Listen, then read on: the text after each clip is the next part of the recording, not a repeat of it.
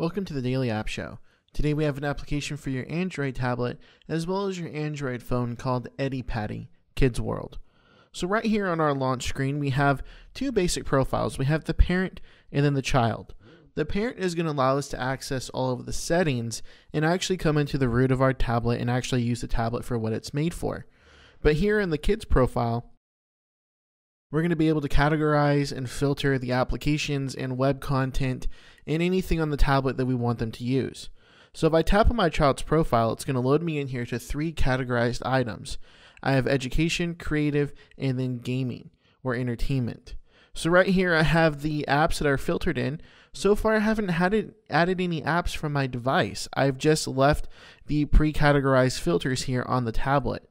So as I tap through, you see the pre-built-in icons change. I have video content that I can allow my child to watch, and then I have some different websites they can visit, and this is going to be different apps that they can use, websites, and then video content per category that has been approved for children to use.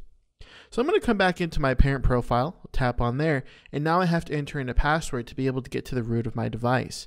So go ahead and enter in your password, and now here we are, just as we would expect, our regular tablet. But I have the parental dashboard settings here that I can tap on, where I can modify profiles, set time limits, app filters, website filters, reports, password changing, and even help and feedback. In the modify profiles, I'll tap on there, and I can see the children that I've added onto my device. So far I have one child, and I can tap on them to remove them down here in the bottom, or I can tap the plus button and add in a new child. I can add in their name, date of birth, and gender. The date of birth is going to be really important because depending upon their age, it'll automatically filter out some content that EddyPaddy doesn't think that are appropriate for children that age. So depending upon your child's age, he or she might see more or less content here in the app. We'll come back out, and now we'll go ahead and set time limits. Tap on there and we can set limits for each category. You see we have our education, creative, and entertainment. Currently the education has a time limit of an hour, while everything else has a time limit of a half hour. I can tap in here and go ahead and enter in the time limit that I want my child to use it for. So that way I can hand them the tablet and then they can go about and use it for their set amount of time. We can also set time ranges. If we do that, we can go ahead and choose different options here that we can allow them to use it from specific hours. So if I know that they're at school until 2 p.m., I can set a limit to say from 3 p.m. to 4 p.m. they're allowed to use the tablet within those time ranges. I have apps filter, so I can come in here, and by default, the application when you first launch it tries to filter through all of your applications on your device and put them in categories for a child to use if they feel the apps are appropriate. So you can tap on there and you see the different filters that we have for education, creative, and entertainment, and then we can choose uncategorized apps. Now these are the apps that are on our device that we can scroll through, and they weren't categorized because EddyPaddy didn't think that our child should be able to access them. But if we wanted our child to have access to them, we can allow them and filter them. So for example, if I wanted my child to be able to take photos, I might put the camera maybe in the creativity section for allow them to take photos for creativity.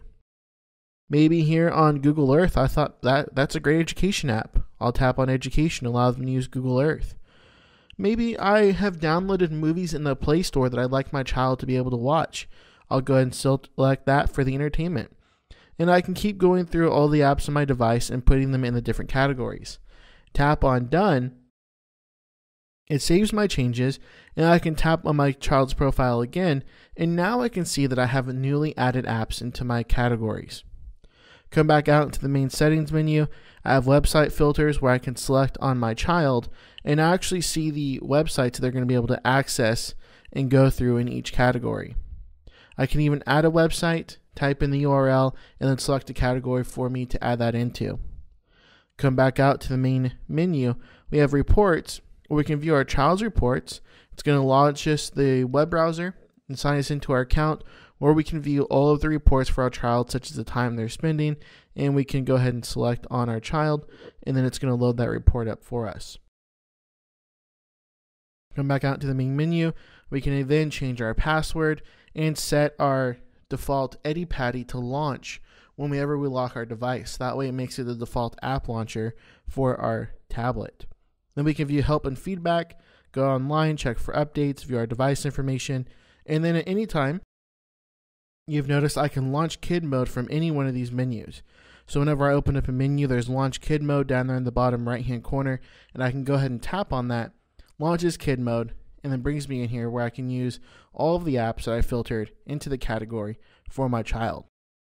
Once again, this application is called EddyPaddy Kids World. If you like it, be sure and pick it up in the Google Play Store today.